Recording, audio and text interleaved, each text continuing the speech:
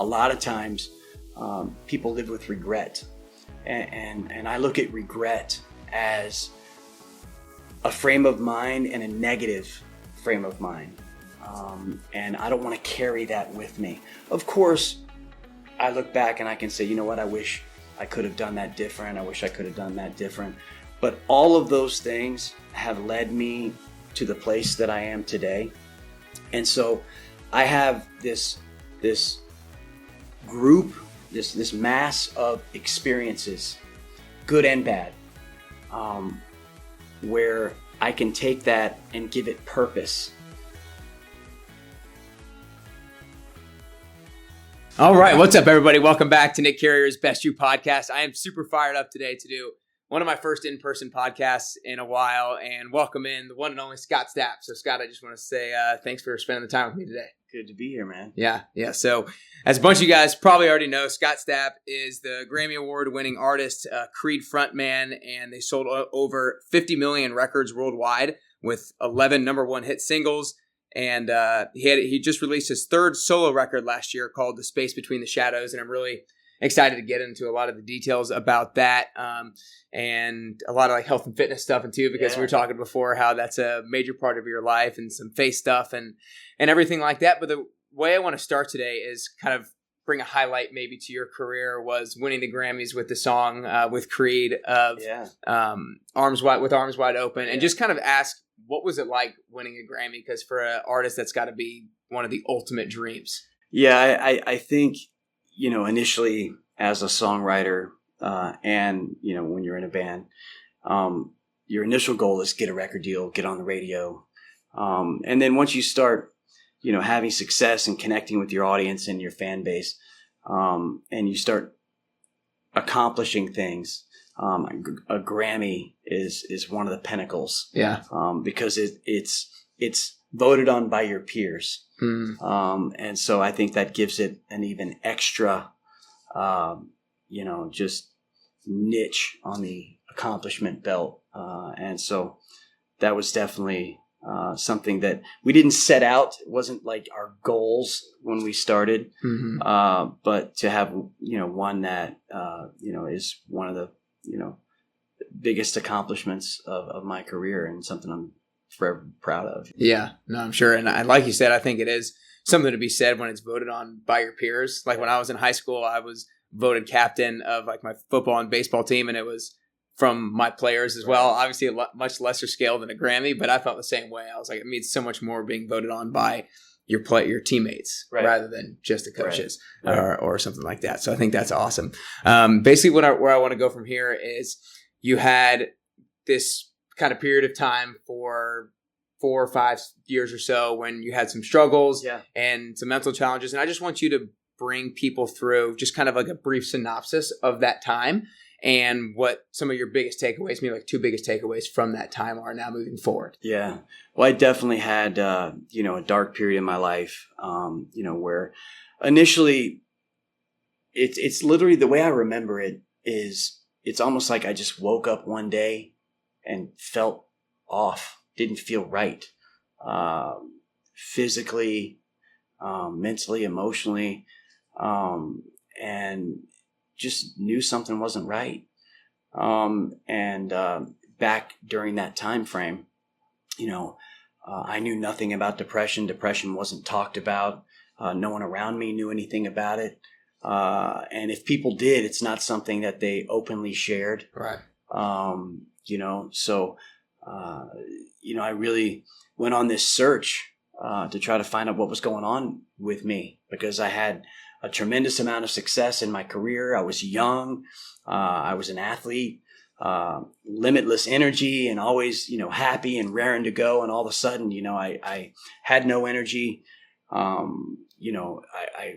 was miserable internally.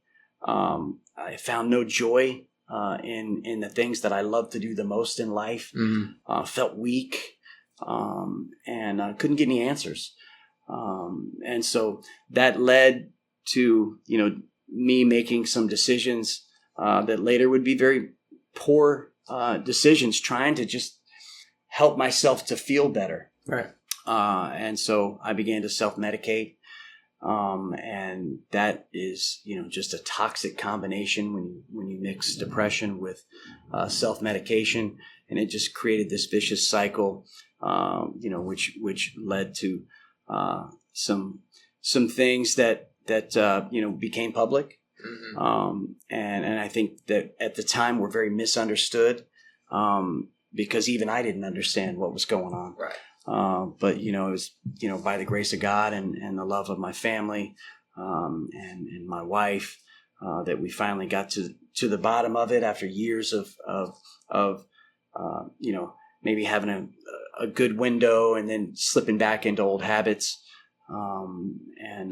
We made it through. And I think the number one thing that I take away from that experience is when things feel off and when things don't feel right, and when know you're not yourself, let somebody know. It's not weak. It doesn't mean anything except you care about yourself, and you know something's off, and there's help out there. And if you share with your doctor, your pastor, your friends, your family, then between all of those, someone is going to point you in the right direction, and find out what's really going on to get you the help you need. You don't have to handle it alone, because in trying to handle it alone, from my experience, that can only lead to kind of metastasizing and making the situation even worse. So don't be afraid to reach out for help. Mm-hmm. And then number two, man, and I think this is key in life in general, just because you get knocked down does not mean that you can't get back up, mm-hmm. and keep fighting and keep going and do it again. And man, I've learned in life, my greatest lessons, my greatest strengths, and more about myself through adversity than anything I ever learned through my successes. Mm-hmm. And so although I wouldn't, wish that or want that for anyone, we all fall down at times in life. We all go through challenging and difficult times. And so don't let those things define you. Find purpose in that. In one regard, you can take that experience and help others, that are going through the same thing. And that's how I found purpose, through my struggles. But always, man, don't let it just cause you to put your tail between your legs and run away. Keep fighting and realize that whether you know it or not, everyone falls down. And it's how you get back up, that defines you moving forward. Yeah, amen to that. And I love that topic, and we're going to touch on it more when we get to talking about the latest album and Purpose for Pain, the hit single from it. I love that song, by the way. But one of the things I want to touch on just in the beginning is how you talked about how, back then you didn't really know that much about depression. It wasn't that normalized back then. And obviously nowadays it's so much more normalized, which is great, right? Because people feel a little bit more comfortable now being open, discussing it with other people, because now so many people realize that so many other people are going through similar things. Yeah. And it's also helps because friends of people can start being better about asking questions about what's going on. And so kind of off of that, I want to ask, what can a friend of somebody do who is going through some kind of depression, anxiety, whatever it is? What can a friend do to try to lend a helping hand to them? Yeah, I think the number one thing is if you see something different about your friend, talk to them about it. Ask them how they're doing. Mm-hmm. Ask them if there's anything that you can do for them. Tell them your honest observation. Hey, you don't seem like yourself. Something seems a little off. Are you okay? And do it in a way where it doesn't come across as judgmental, mm-hmm. just where it's love. It's like, hey, I love you. I care about you. And you're just not yourself. Hey, let's go talk to someone. Hey, you know what I mean? I think in my situation and in a lot of people's situations, especially back then, I think it's different now, but back then, I think it can be misinterpreted when you start isolating, and you start removing and distancing yourself from your friends. If they're not thinking like we do today, like maybe there's something going on, maybe they're depressed, maybe they have an addiction, or, back then it was kind of misinterpreted as maybe something, what did I do to them? Do they not like me? Who do they think they are? There's all kind of negative ways you can interpret that, instead of looking at it as, they may be dealing with something. What can I do to help? Mm-hmm. And so I think it's just reach out, and be persistent. Yeah, that's a good point. You know what I mean? Be persistent. Don't let it go. Check in on them, on a regular basis, and really encourage them, and let them know if you have any history or anyone else that I think you can break down a barrier by saying to someone, I had a friend, or even share your own story if you've had something. Try to get them out of this negative routine. Right. And it's tough because when people are suffering from a mental health issue, a lot of times they don't even know it. Mm-hmm. So I would definitely do all of that, and encourage them to get up and get moving, and exercise and diet, and just be an example, but also just pester. Right. I think that's great advice, because there are so many people going through it, and I like what you said about breaking down the barrier, maybe mentioning how somebody who's done certain or gone through certain things, or maybe your own experience, because just doing that small thing is going to make them feel a little bit more comfortable, because they might be hesitant the first time you ask, or the second time you ask, and stuff like that. But you've had a good good segue into exercise. So we were talking beforehand how you run a lot, and somewhere between maybe 5 and 9 miles a day, because it makes your body feel so good. And I kind of want you to just take us through the journey of getting into exercise, and what some of your most important habits are now in terms of fitness and kind of health and wellness. Yeah. Well, growing up, I was a 3-sport athlete. Mm-hmm. In high school, that became 2, baseball and basketball. So you had scholarships to play baseball when you were younger? I had some scholarship offers, yeah. Mm-hmm. And so being athletic and being involved in sports and training and whatnot was a part of my life, growing up. And then once I got into the rock and roll scene, and all its trappings, I got away from that. Mm-hmm. And I think that a lot of that contributed to my onset of depression. So with that said, I think exercise, fitness, and diet are critical components to not only physical, strength and confidence, and fitness, but mental strength, confidence, and fitness. There's nothing but good endorphins, and chemical transmitters released in your brain when you're breaking a sweat, and when you're pushing your body to limits. And so that's been a key to me, not going backwards. And I also think it's important to try, if you can, and not every situation is different. So, and I'm not a doctor, so this isn't like medical advice, but I think personally that fitness can be maybe the first step that you take prior to medication, if you have that option, because it's a natural way, and changing your diet, getting rid of all the processed food, all the junk, eating healthy. That's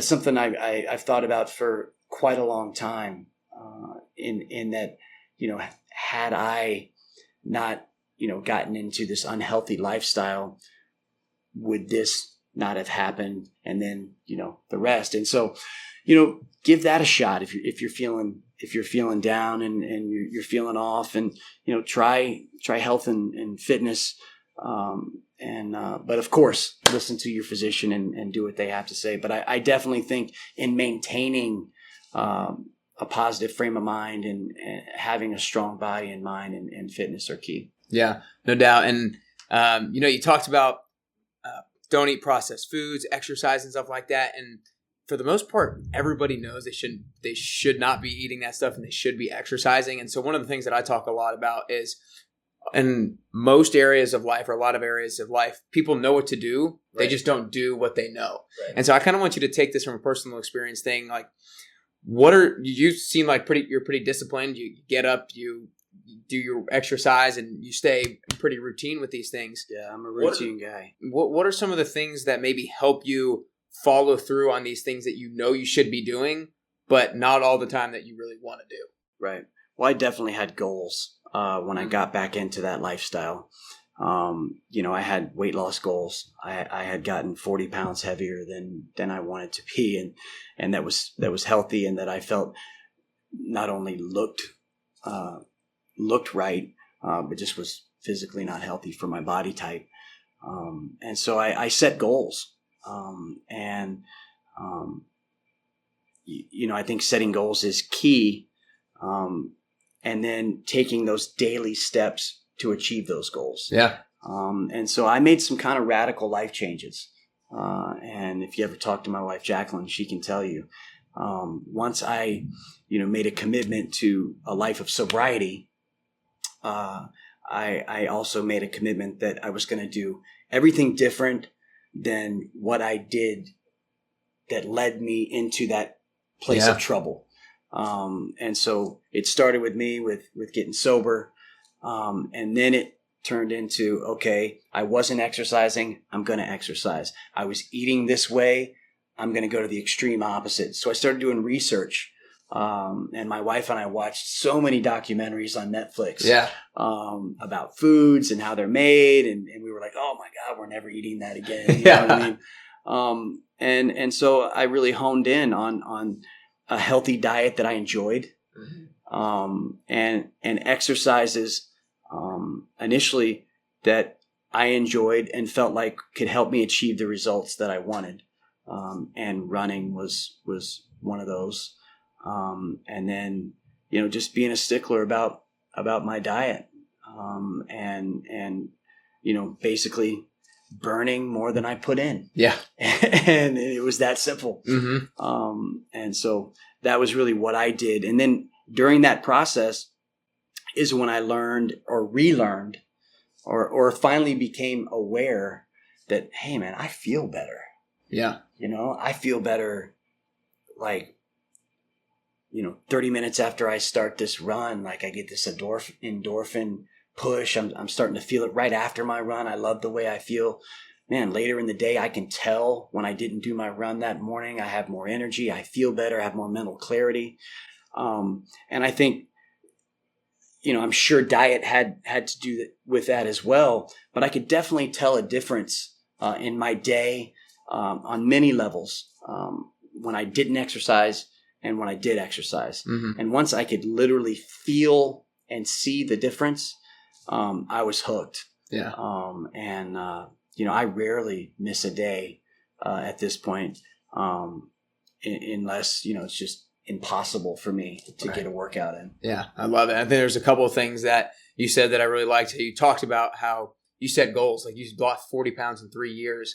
And I think that, and it goes really well to what I actually do when I do fitness goal setting with people, because when you have something to aim for that's worthwhile and that's meaningful, then you're already going to be more motivated. And then when you can see like the small progress steps, and you talk about the small daily steps towards achieving that goal, and you can see visual progress, then you're going to be more motivated and more disciplined to actually continue to follow through with those things. Absolutely. I mean, I think when you start seeing that what you're doing is paying off. And for me, when I look back, I was probably only losing like 2 pounds a month, which that's not extreme at all. So it was very slow. Yeah.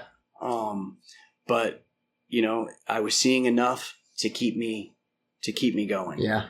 And then just the way that I felt, and knowing that I was also focused on the mental aspect of it. I felt so centered during my runs. I could clear my thoughts, and I got so many things figured out and thought through during that process. It was almost meditative for me, and I think that's why I fell in love with it. I had earlier in my life, even in my late 20s and early 30s, really gotten into weightlifting and less cardio. But then after the weight gain, I just figured, I've got to do a little cardio. Got to do some cardio. Yeah. And then I got hooked on cardio. Yeah. And now it's just been the last, year that I began to add some weightlifting back in. Not much. I can tell there's a little bit in there. But just a little bit. Yeah. So it's definitely, transformed my body and mind. Yeah. The other thing I like that you did when you were talking about changing your habits is you were talking about the actions that you were taking and the results that you were getting. You talked about how, okay, the results that I've got in the past aren't what I want. Right. And so these were the actions that I took. Let's flip that. Right. And I think all of us would benefit from doing that kind of self-analysis every couple of months and be like, okay, where do I want to be and where do I wish I was? Right. What did I currently do to only get to where I am? Right. And which of those habits or routines were only getting me to this? Right. And what can I switch or what can I upgrade to be able to give me a little bit more of a result? So I thought that was awesome. Absolutely. And I think that applies to life. Yeah. And not just fitness. It applies to your business. Mm-hmm. I think it can apply to relationships. And to every aspect of life. I think goals are critical. I think taking daily steps to achieve those goals are critical, and then tweaking it and see, okay, you know what? This isn't quite working like I wanted to. Let me try this. And don't be afraid to mix things up. That's one thing my wife told me when I got in this rut of doing nothing but just boom, running. She's like, you got to mix it up. Yeah. You know what I mean? You're getting, she even told me, she said, you're getting a little thin. And I know you've lost the weight, but now I think you're losing some muscle mass. And, as a man, I was you're like, oh, crap. I was like, oh, okay, all right. I need to start adding some weights to the deal. Yeah. And, my wife, she's quite a fitness fanatic. She loves your classes. She raves about you and how you're the best, and she's fighting to get into your class because they sell out so fast. I appreciate it. But like I was telling you a minute ago, she's doing 2-a-days, man. She's hitting your class. Then she's a yogi. She's doing the yoga, and she has goals, and she's training for specific reasons as well. But she'll mix up and throw different things in. And so it's awesome for me, and I'm fortunate to have a wife that's so into fitness and has been her whole life, where, she can throw me some advice and stuff like that. No doubt. Definitely helps to have a partner out there who has that as a priority as well. Yeah. So I kind of want to transition into the latest album that you released last year, The Space Between the Shadows. And I just want to start by having you give everyone just a brief overview. I know we've touched on the topic a little bit before, but brief overview on why it's called The Space Between the Shadows. And then we'll go from there. Yeah. I mean, I think the most obvious reason why is the space between the shadows is light. Mm-hmm. And I think the album really kind of summarizes my journey back to the light, out of, the darkness or the shadows. Yeah. And I think from a universal perspective, I think that's what anyone going through difficult times, wants to get back to. But we've got to walk through it. And so I share honestly on this record, through song, my feelings as I'm beginning to, learn to walk again and reflect and then find meaning during those darker periods in my life, during the struggle. I think a lot of times people live with regret, and I look at regret as a frame of mind and a negative frame of mind. And I don't want to carry that with me. Of course, I look back and I can say, you know what, I wish I could have done that different. I wish I could have done that different. But all of those things have led me to the place that I am today. And so I have this group, this mass of experiences, good and bad, where I can take that and give it purpose. So when I run into someone and they're sharing with me something that's going on in their life, and I went through a similar thing, all of a sudden I have an opportunity to share with them encouragement, relate to them on a personal level and say, hey, you're not alone. Mm-hmm. I went through that. And as the conversation evolves or the relationship evolves, if they ask me, how did you do that? How did you get through it? Then I've got this new purpose in my life in that moment with that person. Yeah. And that can happen on a daily basis. And so life's too short to live with any negativity in here, man. And again, if you can repurpose the struggles or the adversities or the negative experiences in your mind, then the positivity and the light comes out. Yeah. And then you can use that to help other people. And I found that anytime you're in service or you're helping somebody else, it's one of the greatest forms of love we can offer each other as humans. And I always find that I walk away feeling so good. And so it's a reciprocal thing. You're helping them and they're helping you. Mm-hmm. And it's just a beautiful experience. Yeah, no, I think that was powerfully said. And I really liked how you talked about regret in the sense that everybody's going to have things that they look back on and maybe wish that they didn't do it a particular way. Right. But it does your body no good Right. to look at it in that light. Right. It just only does it any good to be like, okay, this happened. Now I can maybe use this moving forward in some way, shape, or form. So I thought that was great. Right. Just a few more questions here left. I want to make sure I respect your time. No problem. What do you think of all these kind of experiences that you've had over the last, what would I say, 10, 15 years? What do you think has really helped you to become a better father and a better husband through all of these, mostly kind of the negative experiences? What have you come out of that has helped you maybe be a better father and a better husband because of it? I think that the number one thing that helped me get through that period in my life was, well, it's two things: my faith and my family. And my wife in particular, our shared faith, I think saved our marriage during those difficult times, because she didn't understand either, what was going on, with me. Was it her? Is he, you can interpret things Oh, for sure. in many different ways, when it had nothing to do with her. And so, she loved me through it. She showed me what love is, not just by saying it, but by her actions. And then demonstrated to me how her faith in God gave her strength to love me even when I wasn't so lovable. And when I saw that, it just made our bond even stronger.